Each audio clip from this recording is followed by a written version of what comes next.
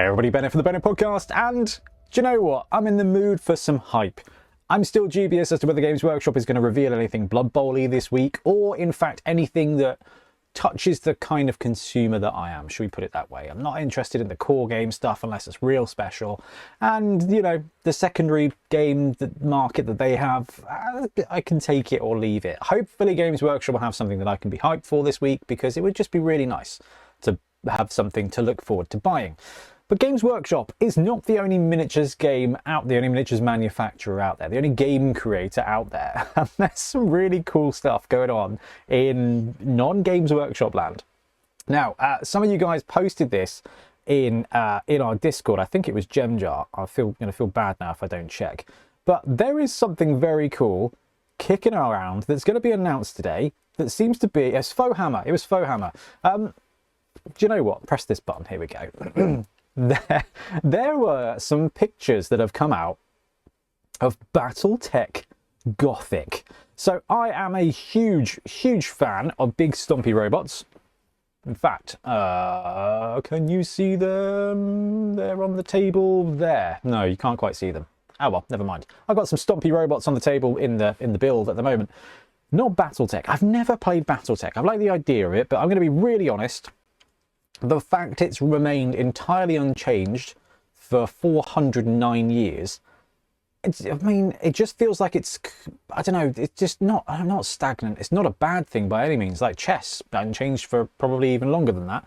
But like, I don't know, there's been nothing new, nothing exciting. And I'm the kind of person, I'm the kind of hobbyist that likes the new and excitement. I come from the world of Games Workshop. I come from the world of Pokemon trading cards. I come from the world of Magic the Gathering, where there is iterations and new stuff, and it allows you to join something without having too much to worry about as far as history. I find that nice. It's like a nice little reset.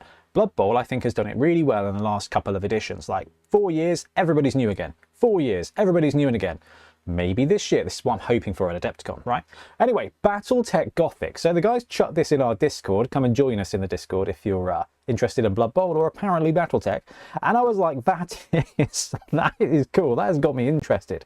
So during a particularly exciting meeting today, I did some Googling. And now, apparently this is coming out at Adepticon later today. There is a trailer. So let's have a quick look at the trailer. For 40 years, Battletech has presented a single canon setting, a straight arrow of time, from our world to 1,000 years in the future, ever expanding and evolving, but always a singular continuity. The Battletech Continuum embraces a new, splintered vision of alternate settings, and Battletech Gothic is the first themed box of this series. The core of the rules remain Battletech, but include some exciting new additions to reflect the aesthetics of this setting. While the art and story hold a remnant of the universe you recognize, Battletech Gothic has been reforged into a virulent dark realm of biological monstrosities and greater realms clashing with ever more violent mech armies. For the miniatures, we've gone above and beyond, taking the details to new heights, while including faction-specific heads, back tabards, and bas-reliefs, so each player can customize the atlas to their chosen empire. The Battletech Gothic box includes everything you need to dive into this primal universe. We hope you enjoy this lead to an alternate setting. There'll be more such themed box sets in the future, exploring other possibilities. Join us as we enter the Battletech Continuum.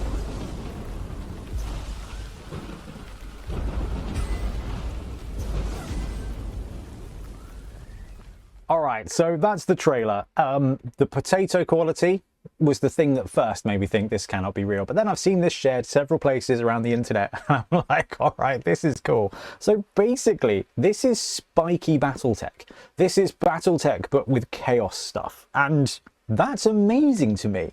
Like, I know Battletech, you've got hex-based stuff, which can be a bit to some, but actually, hey, we play in square-based land. We've got squares in Blood Bowl. Hexes, all right, can be done, and can be done quite cool. And you need like 4 mechs or whatever it is for a traditional game. You've got like a lance and all that kind of stuff.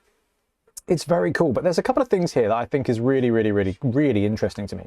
The fact they're talking about a Battletech continuum and how they're going to start looking at doing different things in the Battletech, like taking Battletech and kind of chucking it into different places or applying different like realms to it, I think is actually a really good thing for a product that's been, I don't want to say static, but the product's been there like forever, not unchanged. There's obviously the clans and stuff like this, but it's kind of like they've had the same mechs and all this kind of thing. Now you're just taking a game that is well loved, well entrenched, and really kind of stable, and just doing something slightly different with it. Slightly different. Like Mark Rosewater always talks about this with Magic the Gathering. It's like, what you want is you want to take something that people like and change it a bit so it's kind of fresh, kind of new. McDonald's does a great job of this, right? They're just like, hey, here's this burger, but it's slightly different. This, they've got demons or demon mechs. They've got spiky bits, and they've got this weird world that they're building, which I think it just reduces the barrier of entry and makes it really quite cool. The rules for Battletech are a bit slow, but it's in depth, and it's quite an exciting one. Now, I don't think this is going to be an absolute clone of Battletech. I think they're going to introduce some new rules.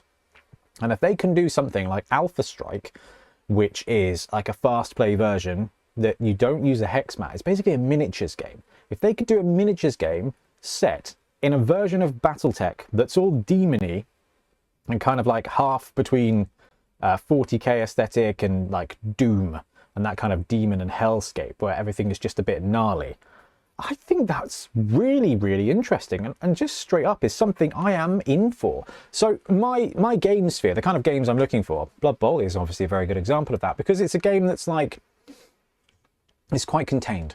You get a box set and you've got expansions. There's not a huge amount of worry or of buy-in anxiety or something like that. You buy a team, you might buy some star players. You buy a team, you might buy some extra bits for that team that you need. But it's your team, and it's not unlimited by a long shot. Something like Battletech is very, very similar in that regard, where you buy your mechs and then you add other mechs as you go along when you want to upgrade them, and you can play the game with not a lot. That's what's great about Blood Bowl. That's what's great, I think, about Battletech. Now, them refreshing it and making it something new means that someone like me who, this is something I'm really interested in jumping into, because I'm like, I'll get the box, I get some extra mechs, and I don't have to, it's just stuff to play with, stuff to explore, and the idea of it. And the thing they've done really good that I really do like in this video here is like, I think they're about to show it. So you've got the Atlas on the left-hand side, and are they going to show it here? Yeah, okay, you've got some Transformers stuff with some fire and some demon hands and stuff like that, which means they've got monsters, which is something pretty cool. You've got all this grim, dark aesthetic, but this, where the kit, which we'll look at the photos of in a minute, comes with different pieces for your mech. Not huge, not massive, but the fact that they've got these kind of, what are, I think they call them empires in the video. They're new clans, they're new teams, they're new factions that you can kind of start exploring. Like, oh, this faction's going to have new lore. It's not always going to be about, this genocide. It might be about a different genocide or whatever happens in the Battletech world. And that alone, I think, is really, really, really fun. Now, the box set is going to be a starter set. You're going to have all the rules. I can't see too much with the potato footage, and I don't know how much different it will be. But the fact they've got a universe primer, really useful. The rule book, probably going to need that. And then you've got a little book there by Reclamation and Rise, which is a Battletech Gothic book. This is genius. This is absolutely made for people kind of my age or a little bit older, who grew up in that era where this was what game shops were about. You had a box of stuff from Battletech, the 80s and 90s, potentially, where this is all stuff you would pick up at a car boot that had been around for 10 years. It's just kind of like that thing where you buy it and you explore it and it's something new. If they're bringing that game into a new market with a bit more spice, and yes, I know it's a bit of a Games Workshop clone, but it's not really. Like, it's Demon Battletech, which could be really interesting. And they have said that there's going to be more stuff coming out as well. So, and it's coming summer 2025. So I wanted to share this because I thought it was quite interesting. I thought it was pretty cool. And it's just the kind of thing that I'm interested in. Like, because I think I might be the market for this. And if you like Blood Bowl, and you like mechs, and you like board games that are kind of war games but kind of mixed in, this might be something that you look at and go, do you know what? I could paint 8 mechs. That could be fun.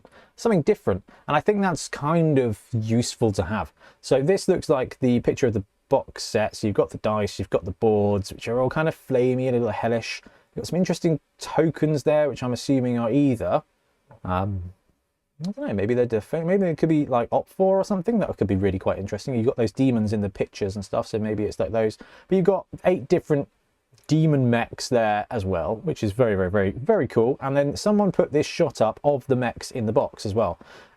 So you've got the old urban mech down the left-hand side that looks like a battle droid. You've got the crab dude. And you've got some other mechs that I don't know if I've really seen or know much about, because I've only been tangentially involved in Battletech. But these look like the extra pieces at the top that you can use to kind of add flavour to your mech. So the fact that it's launching with an Atlas, who's got a skull head anyway, and they're going to give you some different pieces to put on it to kind of make it yours, and some guidelines with some new factions and some new stuff to explore. This is like Battletech, looking at everyone going, oh, Trench Crane's wicked, because it's just like grim, dark, and all that kind of stuff. And they're like, okay, well, we've got a game that people have been playing for 40 years that is just perfect. Maybe it's the lore, maybe it's the blandness of the setting from the outsider point of view that people aren't interested in. Maybe the gameplay is actually bang on where it needs to be. Maybe they can spice up the gameplay, and by doing this and having these continuum things, they can try out different variants of the game that are just different. They may be faster, they may be slower, I don't know, but they can do this kind of stuff while protecting their IP, by protecting core Battletech, which I absolutely love. So there we have it. My first interesting take of the day. I was hoping to see Games Workshop drop some news about Adepticon, but this one kind of hit me first, because I saw it in the Discord last night. I was like, that is sweet. And then today I saw more of it, and I'm assuming that later on we'll find out more too. So I thought I'd share it because I thought it was really cool, and I'm probably going to be paying close attention to this because, I don't know, it's just nice to be hype about stuff, and I love it. Anyway, we're going to wrap up. Thank you very much for joining us. We'll be back soon with more Blood Bowl content, hopefully. Anyway, happy blocking.